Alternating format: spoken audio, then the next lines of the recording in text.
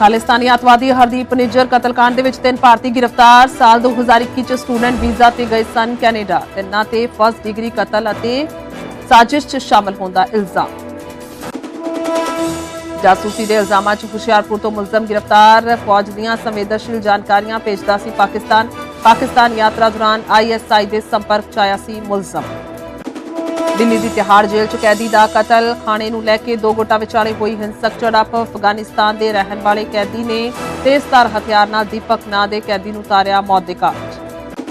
कौमी इंसाफ मोर्चे के धरने के मामले ते पंजाब की पटीशन ते सुप्रीम कोर्ट ने जारी किया नोटिस। पंजाब सरकार ने हाईकोर्ट के फैसले नूं दित्ती है चुनौती। हाईकोर्ट ने सड़क खाली कराउण दे लई दित्ते सन सख्त आदेश। केजरीवाल की जमानत ते विचार करन नूं तैयार होया सुप्रीम कोर्ट। कहा मामला लंबा चलिया तां बेल ते कर सकते हां विचार ताकि केजरीवाल लै सकन कैंपेन च हिस्सा। 7 मई नूं केस की अगली सुनवाई। चंडीगढ़ मोहाली दे विच अज ते 8 मई नूं नो फ्लाइंग जोन। ड्रोन जां किसी होर भी चीज़ नूं उड़ाउण ते रहेगी पाबंदी। राष्ट्रपति दे दौरे नूं लैके फैसला। अतवादी हमले के खतरे के मद्देनज़र भी अलर्ट। आज गुजरात दे विच प्रचार करनगे सीएम भगवंत मान। पूछ सीट ते जन सभा नूं करनगे संबोधन। पार्टी उम्मीदवार दे लई जुटाउणगे समर्थन। सत श्री अकाल। न्यूज़ 18 पंजाब हरियाणा देख रहे सारे दर्शकों का स्वागत है। मैं तुहाडे नाल गुरजोत संधू। तां बुलेटिन की शुरुआत करदे हां वड्डी खबर तो। खालिस्तानी अतवादी हरदीप निज्जर कतलकांड दे विच 3 भारतीयां नूं गिरफ्तार किया गया या कह लीए कि कैनेडा पुलिस ने यह दावा किया कि 3 भारतीय गिरफ्तार किए गए हैं। कैनेडा पुलिस ने तिन्हां नूं एडमंटन तो गिरफ्तार किया है। करणप्रीत सिंह, कमलप्रीत सिंह और करण बराड़ इन्हां तिन्हां दे नां ने जिन्हां नूं गिरफ्तार किया गया। साल 2021 भारत तो तिन्ने स्टूडेंट वीजा ते कैनेडा गए सन। मुलजमां ते कई महीनों तो नजर रखी जा रही थी। तिन्हां ते फर्स्ट डिग्री कतल और साजिश शामिल होने का इल्जाम है। तिन्हां मुलजमां की उम्र करीब 20 साल दसी जा रही है। NDP लीडर जगमीत सिंह का भारत से इल्जाम सामने आया है। उन्होंने कहा कि भारत सरकार ने एक कैनेडियन नागरिक का कतल करने के लिए कातलां नूं किराए ते लिया सी। हरदीप सिंह निज्जर ने न्याय होना चाहिए है जगमीत सिंह ने कहा है। 18 जून 2023 नूं हरदीप सिंह निज्जर नूं सरी दे गुरुद्वारा साहिब की पार्किंग दे विच हथियारबंद हमलावरां ने गोलियां मार के कतल कर दिता सी। भारत की जांच एजेंसी NIA ने निज्जर ते 10 लाख रुपए का नकद इनाम ऐलानिया होया सी और नाल ही भगौड़ा भी करार दे दिता गया सी। पर उस तो बाद यह कतल हो जाता है। तो कैनेडा के NDP लीडर पार्टी के लीडर और पार्लीमेंट मैंबर जगमीत सिंह ने भारत ते गंभीर इल्जाम लाए ने। उन्होंने ट्वीट किया है सोशल मीडिया से लिखा है कि भारत सरकार ने कैनेडियन धरती ते कैनेडियन नागरिक का कतल करने लई कातलां नूं किराए ते लिया। अज 3 गिरफ्तारियां कीतियां गईयां। उन्होंने कहा कि मैं स्पष्ट कर देवां इस कतल का आदेश देण योजना बनाउण जां अंजाम देण वाले किसी भी भारतीय एजेंट जां स्टेट एक्टर नूं कैनेडियन कानून की पूरी ताकत दे नाल बेनकाब किया जाना चाहिए है। उन्होंने अगे लिखा है कि कैनेडा लोकतंत्र और बोलण की आजादी लई हरदीप सिंह निज्जर नूं न्याय मिलना चाहिए है। तो एक आवाज असीं कह सकते हैं इस सारे मामले चुकते नजर आए ने। पर एक वक्रे किस्म का मामला लगातार पिछले समय च बेहद ही ज्यादा तनावपूर्ण माहौल भी रहा भारत और कैनेडा के विचकार इस मामले नूं लैके। शैलेंद्र वांगू मेरे सहयोगी फोन लाइन पर जुड़ चुके हैं। शैलेंद्र, क्या कुछ आपके पास पूरे मामले में जानकारी? और सबसे बड़ा सवाल, जिन 3 भारतीयों का दावा किया जा रहा है कि उनको गिरफ्तार किया गया, कहां से ताल्लुक रखते हैं? क्या कुछ उनका पूरा पिछला डिटेल? देखिए, जो ये रिपोर्ट सामने आई है एक कैनेडियन अखबार की तरफ से, जिसमें एक आरोप लगाया गया है कि ये एक हिट स्क्वाड था जो कि ऑपरेट कर रहा था कनाडा में। और इसमें उन्होंने निज्जर की हत्या के पीछे इस हिट स्क्वाड का जिक्र किया है। और इसमें 3 लोगों की गिरफ्तारी हुई है, जिसमें कमलप्रीत, करणप्रीत सिंह और करण बराड़, इन पर आरोप लगाए गए हैं। हालांकि कोर्ट में डॉक्यूमेंट्स जारी दाखिल किए गए इस पूरे मामले को लेकर। और ये कहा गया है कि ये 2011 के आसपास में कनाडा गए थे और टेम्पररी वीजा पे गए थे। इस तरह के आरोप लगाए गए हैं। लेकिन बड़ा सवाल ये है कि 1 साल बीतने को है। पिछले साल जून में ये किलिंग हुई थी, अब जून फिर से आने वाला अगले महीने। तो ऐसे में अभी तक कनाडा की तरफ से कोई ठोस सबूत भारत को नहीं सौंपा गया है। तो ये सिर्फ आरोप लगाए गए हैं, ना सिर्फ कनाडा की पुलिस की तरफ से, बल्कि कनाडा के PM ने खुद आरोप लगाए हैं पार्लियामेंट में वहां पर भारत के ऊपर। लेकिन भारत लगातार ये कहता रहा है कि जिस तरह से अमेरिका ने साझा किए हैं दस्तावेज और कुछ प्रूफ, जिसके बाद एक कमेटी का गठन किया गया, कनाडा की तरफ से ऐसा कोई सबूत अब तक साझा नहीं किया गया। तो ये तमाम आरोप जो है सिर्फ आरोप ही है। इसको लेकर हमारे जो उच्चायुक्त कनाडा में हैं उनकी तरफ से भी कई बार ये बयान सामने आ चुका है कि अगर कनाडा के पास कोई भी सबूत है निज्जर की हत्या को लेकर और जिस तरह से वो आरोप लगा रहे हैं तो वो सबूत उनको भारत के साथ साझा करने चाहिए। अगर भारत के साथ साझा किए जाते हैं उसके बाद उस पर भारत विचार कर सकता है। अभी तो और तल्खी शैलेंद्र देखने को मिल रही है। अगर जगमीत सिंह की बात की जाए, मेंबर पार्लियामेंट है वहां के, तो उन्होंने तो सीधे इल्जाम लगाए कि किराए पर यहाँ पर जो कातिल है उनको भेजा गया भारत सरकार की ओर से। और अगर अभी गिरफ्तारी की बात की जाए तो ये तो अगर जनतक तौर पर डिटेल्स करेंगे साझी तो बहुत बड़ा सबूत होगा। देखिए, इस तरह के जब मामले सामने आते हैं इसको लेकर हालांकि भारत सरकार साफ कर चुकी है कि ये पॉलिसी नहीं है भारत सरकार की, जहां पर आरोप लगाए गए हैं कि दूसरे देश के जमीन पर जाकर, विदेशी जमीन पर जाकर इस तरह के ऑपरेशन कराए जाने की जहां तक बात है तो भारत ये साफ कर चुका है ये भारत और गवर्नमेंट ऑफ इंडिया की पॉलिसी नहीं है, ये भारत की पॉलिसी नहीं है। वहीं साथ ही साथ जो ये अब इन्वेस्टिगेशन चल रहा है इसके बाद अगर सबूत साझा किए जाते हैं, देखिए ये क्राइम कनाडा में हुआ है और आरोप लगाए जा रहे हैं इंडियन एजेंसीज के ऊपर, लेकिन ऐसे में अभी तक खुद इन्वेस्टिगेटर्स ये कह रहे हैं इस स्टोरी के अंदर कि अभी तक जो कनेक्शन है इंडियन गवर्नमेंट के साथ या इंडियन ऑफिसर के साथ वो साबित नहीं हुआ है। तो ये किसके कहने पे उन्होंने किया है, ये लोग वाकई में इन्वॉल्व थे, ये तब क्लियर होगा जब कनाडा ऑफिशियली ये सबूत जो है साझा करेगा भारत के साथ। ठीक है, बहुत बहुत शुक्रिया शैलेंद्र, तमाम जानकारी के लिए धन्यवाद। ਤਾਂ ਕੁੱਲ ਮਿਲਾ ਕੇ ਕੈਨੇਡਾ ਦੇ ਵਿੱਚ 3 ਗ੍ਰਿਫਤਾਰੀਆਂ ਹੋਈਆਂ ਨੇ ਭਾਰਤੀ ਮੂਲ ਦੇ ਇਹ ਨਾਗਰਿਕ ਨੇ ਜਿਨ੍ਹਾਂ ਨੂੰ ਗ੍ਰਿਫਤਾਰ ਕੀਤਾ ਗਿਆ। ਦਾਅਵਾ ਇਹੀ ਹੈ ਕਿ ਹਰਦੀਪ ਨਿੱਜਰ ਦਾ ਇਹਨਾਂ ਨੇ ਕਤਲकांड ਜਿਹੜਾ ਹੈ ਉਹ ਕੀਤਾ ਜਾਂ ਫਿਰ ਉਸ ਦੇ ਵਿੱਚ ਮੁੱਖ ਤੌਰ ਤੇ ਸ਼ਾਮਲ ਸੀ।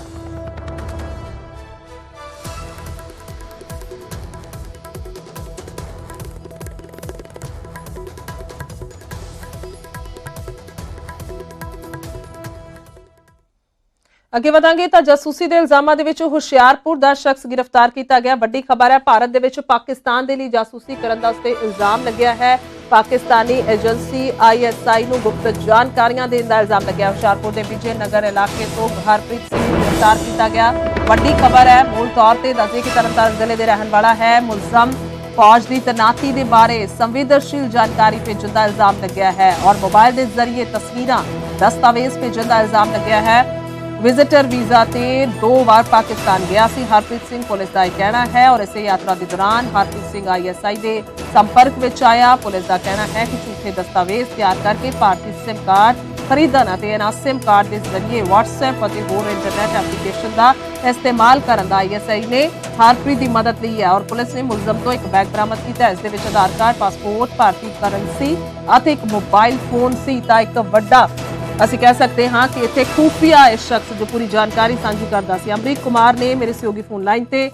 अमरीक की कुछ पूरी जानकारी जी जी गल की जाए तो हुशियारपुर पुलिस नूं बड़ी सफलता मिली जो उन्होंने हरप्रीत सिंह उर्फ पास्टर सरवन सिंह जिहड़ा कि पिंड तरनताਰਨ ਦੇ ਭਿੱਖੀ ਪਿੰਡ ਦੇ ਰਹਿਣ ਵਾਲਾ जो व्यक्ति है जिसनों की पुलिस ने गिरफ्तार किया है, उसके उत्ते इल्जाम लगे ने कि उसने जो भारत दियां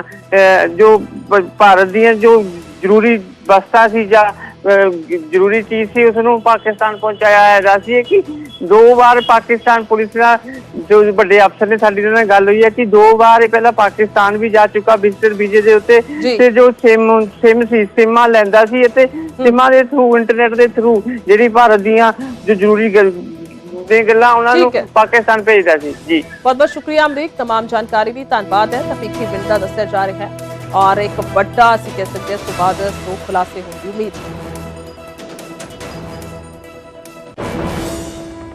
उधर दिल्ली की तिहाड़ जेल दे विच कैदी दा कतल होया है। वड्डी खबर है, जेल दे विच 2 गुटां दे विचाले हिंसक झड़प हुई है। नुकीली चीज दे नाल हमला करके मौत दे घाट उतार दिता गया। दीपक दे वजों पछाण हुई है। मृतक कैदी दी अफगानिस्तान के रहने वाले कैदी ने कतल किया है। खाने नूं लैके सारा विवाद होया, पुलिस ने मामला दर्ज कर लिया है, जांच शुरू कर दी है। पर हैरानीजनक है, तिहाड़ जेल बिल्कुल असीं कह सकते हैं सेंसिटिव और बिल्कुल किस तरीके के मामले तो सामने आते हैं। बहुत बड़े अपराधी जिहड़े ने तिहाड़ जेल च बंद ने और बंद रहे ने। लॉरेंस बिश्नोई का जिक्र करिए तो फिर इस जेल दे विच हुण एक कतल की वारदात हुई है। खाने नूं लैके महज विवाद होया जिस दे विच एक कतल कर दिता गया। अफगानिस्तान का रहने वाला एक कैदी दस्या जा रहा है जिस दे वल्लों हमला किया गया, जिस दे वल्लों एक कतल किया गया। तो कुल मिला के तिहाड़ जेल च कतल होया है कैदी का। वड्डी खबर है और 2 गुट जिहड़े आपस दे विच भिड़े ने, हिंसक झड़प हुई है। शंकर आनंद मेरे सहयोगी ने फोन लाइन ते दिल्ली तो। शंकर, क्या कुछ जानकारी पूरी?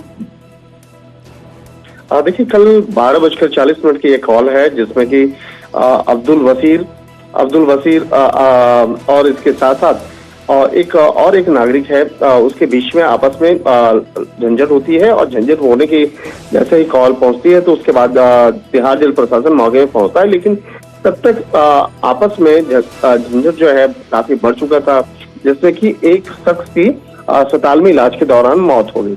और जिस तरह से इस मामले में जानकारी मिली थी कि दीपक सोनी नाम का एक जो शख्स है, दीपक सोनी, वो भी उसी जेल में कैद था। और जिस तरह से दीपक सोनी और अब्दुल वसीर के बीच में आपस में लड़ाई होती है और इस मामले में तुरंत क्यूआरटी की जो व्यवस्था है, क्यूआरटी के माध्यम से तत्काल प्रभाव से जो जेल का मेन्यू होता है और जेल के नियम कायदे होते हैं, उसके मुताबिक जो घायल कैदी हैं उसे बात के ही दीनदयाल उपाध्याय अस्पताल में लेकर जाते हैं। बाद में वहां पर इलाज के दौरान में एक शख्स की मौत हो जाती है। लेकिन यहाँ पर जिस तरह से वो झंझट हुआ, ये पता चला है कि इसमें 3 कैदी आपस में लड़ाई किए थे और तीनों के बीच में खान पान को लेकर आपस में लड़ाई हुई थी। एक तरह से कह सकते हैं अब इस मामले को लेकर एक आंतरिक तौर पर इंक्वायरी बैठा दी गई है और थोड़ी देर के बाद इस मामले में औपचारिक तौर पर तमाम जानकारियों को जिस तरह से सामने जो है वो तिहाड़ जेल कर्मचारियों के सामने के द्वारा ऑफिसर्स के सामने रखा गया, उसके बाद इन तमाम मामलों पर एक जांच जो है प्रारंभ कर दी गई है। जी ठीक है, बहुत बहुत शुक्रिया शंकर, तमाम जानकारी के लिए धन्यवाद। अफगानिस्तान के रहने वाले कैदी ने एक कत्ल किया है और अगे की जांच पूरी तरह की जा रही है।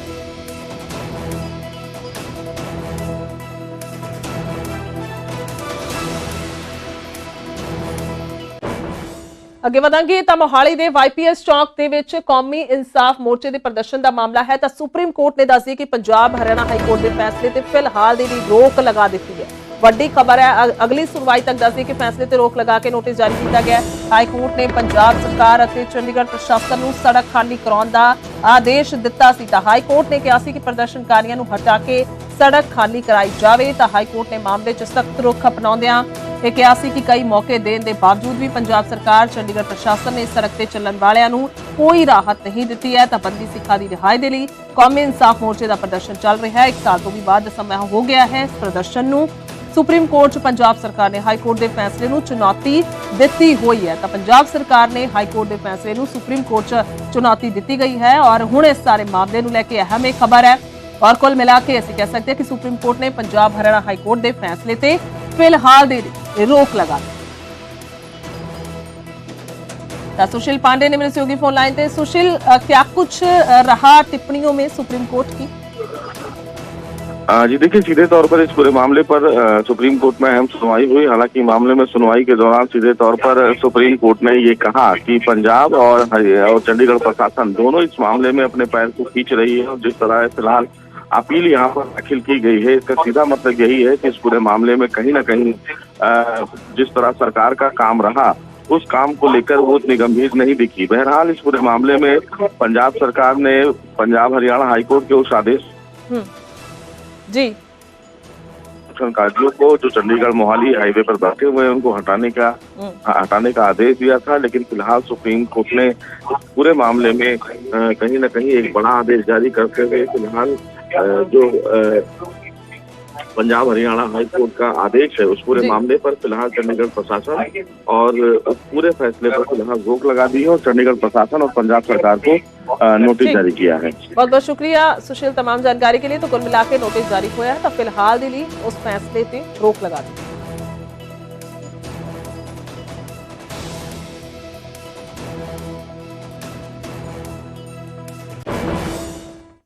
ਅੱਗੇ ਵਧਾਂਗੇ ਤਾਂ ਦਿੱਲੀ ਐਕਸਾਈਜ਼ ਪਾਲਿਸੀ ਕੇਸ ਦੇ ਵਿੱਚ ਇੱਕ ਹੋਰ ਗ੍ਰਿਫਤਾਰੀ ਹੋਈ ਹੈ। ਵੱਡੀ ਖਬਰ ਹੈ, ਈਡੀ ਨੇ ਇੱਕ ਹੋਰ ਗ੍ਰਿਫਤਾਰੀ ਕੀਤੀ ਹੈ। ਐਡਵੋਕੇਟ ਵਿਨੋਦ ਚੌਹਾਨ ਗੋਆ ਤੋਂ ਗ੍ਰਿਫਤਾਰ ਕੀਤਾ ਗਿਆ। ਐਸੇ ਕੇਸ ਦੇ ਵਿੱਚ ਦੱਸਦੇ ਕਿ ਦਿੱਲੀ ਦੇ ਸੀਐਮ ਅਰਵਿੰਦ ਕੇਜਰੀਵਾਲ ਗ੍ਰਿਫਤਾਰ ਨੇ ਤਾਂ ਵੱਡੀ ਖਬਰ ਹੈ, ਈਡੀ ਦੇ ਵੱਲੋਂ ਇਹ ਕਾਰਵਾਈ ਕੀਤੀ ਗਈ ਹੈ। ਦਿੱਲੀ ਐਕਸਾਈਜ਼ ਪਾਲਿਸੀ ਕੇਸ ਦੇ ਵਿੱਚ ਗ੍ਰਿਫਤਾਰੀ ਹੋਈ ਔਰ ਇਸ ਵਾਰ ਇਹ ਗ੍ਰਿਫਤਾਰੀ ਗੋਆ ਤੋਂ ਹੋਈ ਹੈ ਤਾਂ ਲਗਾਤਾਰ ਕਈ ਇਲਜ਼ਾਮ ਲੱਗਦੇ ਆ ਰਹੇ ਨੇ। ਹਾਲਾਂਕਿ ਉਸ ਨੂੰ ਲੈ ਕੇ ਅਜੇ ਕੋਈ ਵੀ ਤੱਥ ਪੱਕ ਤੈਅ ਨਹੀਂ ਹੋਏ ਜਾਂ ਕਹਿ ਲਈਏ ਕਿ ਪੂਰਨ ਤੌਰ ਤੇ ਇਸ ਦਾ ਜਿਹੜਾ ਹੈ ਉਹ ਫੈਸਲਾ ਅਜੇ ਬਾਕੀ ਹੈ ਕਿਉਂਕਿ ਲਗਾਤਾਰ ਕਈ ਤਰ੍ਹਾਂ ਦੇ ਗਵਾਹਾਂ ਨੂੰ ਲੈ ਕੇ ਔਰ ਖਾਸ ਤੌਰ ਤੇ ਗ੍ਰਿਫਤਾਰੀਆਂ ਨੂੰ ਲੈ ਕੇ ਕੋਰਟ ਦੇ ਵਿੱਚ ਸੁਣਵਾਈਆਂ ਨੇ ਔਰ ਜਿਸ ਤਰੀਕੇ ਦੇ ਨਾਲ ਅਰਵਿੰਦ ਕੇਜਰੀਵਾਲ ਦੀ ਗ੍ਰਿਫਤਾਰੀ ਹੋਈ ਹੈ ਤਾਂ ਲਗਾਤਾਰ ਆਮ ਆਦਮੀ ਪਾਰਟੀ ਦਾ ਦਾਅਵਾ ਹੈ ਕਿ ਬਿਲਕੁਲ ਇਹ ਜਿਹੜੀ ਜਾਲੀ गिरफ्तारी हुई है और कुल मिला के कोई सबूत अजिहा ईडी दे कोल नहीं है। ਤਾਂ शंकर अनंत ने मेरे सहयोगी फोन लाइन थे। शंकर, क्या कुछ पूरी जानकारी गिरफ्तारी को लेकर? निश्चित तौर पर देखिए, जिस तरह से कल भी जिस तरह से एक बड़ी कार्रवाई को अंजाम देते हुए केंद्रीय जांच एजेंसी ईडी के द्वारा एक बड़ी गिरफ्तारी को अंजाम दिया गया, जिसमें विनोद चौहान की गिरफ्तारी हुई। और विनोद चौहान की अगर बात करें तो विनोद चौहान की जो गिरफ्तारी हुई थी, इसका कनेक्शन गोवा चुनाव से था। गोवा चुनाव के दौरान में जिस तरह से लीगल पॉलिसी का जो पैसा है, इस मामले में जिस तरह से भ्रष्टाचार के मामले को अंजाम दिया गया था, तो जिस तरह से आरोप लगा था कि ये पैसा गोवा चुनाव में खर्च किया गया था, वहां से चुनाव में प्रयोग किया गया था, तो इसी मामले में विनोद चौहान जो है उसकी भूमिका निकल के सामने आई थी। और उसके बाद इस मामले की गंभीरता को देखते हुए विनोद चौहान को गिरफ्तार किया गया। और गिरफ्तार करने के बाद अब आगे इस मामले में आज उस आरोपी को कोर्ट में पेश किया जाएगा जी। और इस मामले में तमाम पूछताछ की प्रक्रिया को अंजाम दिया जाएगा। जी, बहुत बहुत शुक्रिया शंकर, तमाम जानकारी के लिए धन्यवाद। एडवोकेट विनोद चौहान गोवा तो गिरफ्तार।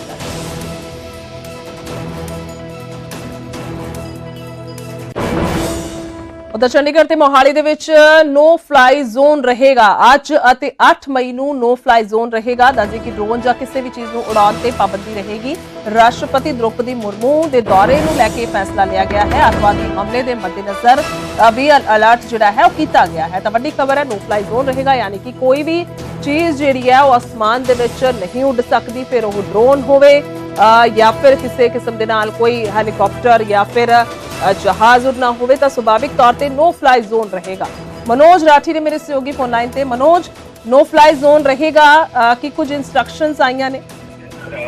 देखो, क्योंकि इलेक्शन का समा है और जिस तरह लॉ एंड ऑर्डर की सिचुएशन गुरजोत, क्योंकि किसी भी तरह लगातार जी इलेक्शन नूं लैके एक्साइज की, पुलिस की एंड होर भी जिहड़े डिपार्टमेंट्स हैं उन्होंने लगातार मीटिंग्स चल रही है। हालांकि डीसी वालों हुण नो फ्लाइंग जोन दे, हालांकि नो फ्लाइंग जोन नूं लैके काफी सख्त इंस्ट्रक्शन दी गई है और इहदे विच बड़ा क्लीयर हैगा कि किसी भी तरह किसी नूं जिहड़ा ड्रोन है ਉਹ ਜਿਹੜਾ ਉਹਦੀ ਫਲਾਈਂਗ ਜ਼ੋਨ ਜਿਹੜਾ ਹੈਗਾ ਉਹਨੂੰ ਉਡਾਉਣ ਦੀ ਪਰਮਿਸ਼ਨ ਨਹੀਂ ਦਿੱਤੀ ਜਾਏਗੀ ਔਰ ਜੇਕਰ ਕਿਸੇ ਨੇ ਵੀ ਉਹ ਕੀਤਾ ਤਾਂ ਉਹਦੇ ਖਿਲਾਫ ਕਾਰਵਾਈ ਜਿਹੜੀ ਹੈ ਉਹ ਕੀਤੀ ਜਾਏਗੀ। ਬੜਾ ਕਲੀਅਰ ਇੰਸਟਰਕਸ਼ਨ ਇਹਦੇ ਵਿੱਚ ਕਿਹਾ ਗਿਆ।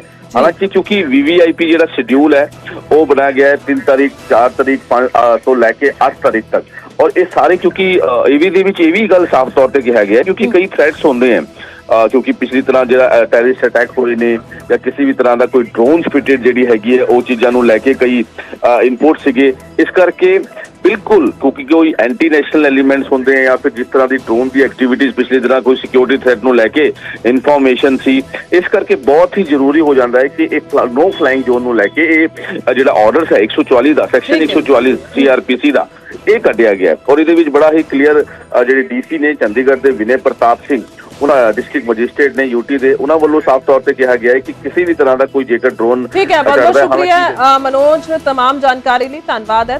अतवादी हमले के मद्देनजर ये अलर्ट जारी हुआ।